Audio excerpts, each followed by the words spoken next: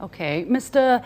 Al-Ansari, your perspective on the same question. I mean, Saudi Arabia clearly hosted the meeting, sent out the invitation, facilitated the exchange of opinions. But was this Ukraine's initiative? Was this Russia's initiative? Obviously not. Was this the United States initiative? Was it Saudi Arabian initiative? And also, it was close to the media. What can we tell about that? Yeah, thank you so much for having me, and hi to your honorable guests and to all the viewers of CGTN.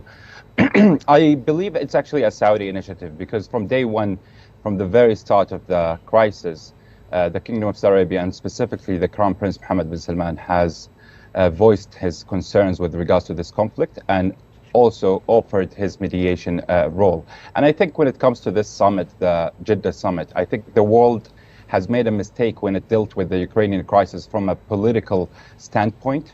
The world kept relying on traditional politicians and diplomats, and the basis of this crisis is security. So security always comes before politics.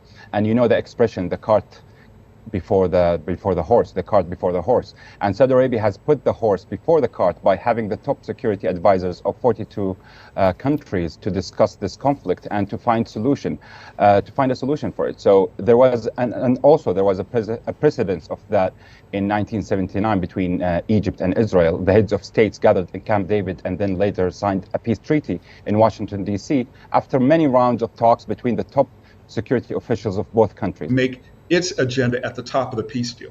All right, Mr. Ansari. Ansari? Yeah, and I think the role of a mediator requires some traits or better say qualities, and such as integrity, neutrality, and respect from all conflicting parties. And I suppose that the Kingdom of Saudi Arabia enjoys all these traits.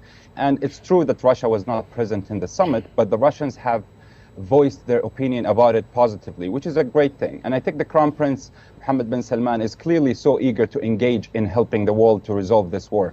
I suppose the Saudis will actually take some firm stances with both Ukraine and Russia, and most probably in closed rooms style, to push both countries to take some measures and compromises, and perhaps painful compromises. Wow. And the Saudis will, I suppose that they will be tough with their partners because it's going to be for their sake. And I remember a saying actually of Prophet Muhammad. He said, peace be upon him, he said, making peace justly between two parties is an act of charity. And I think the Saudis actually want to activate their role as a mediator between these two nations because it's very important for global security.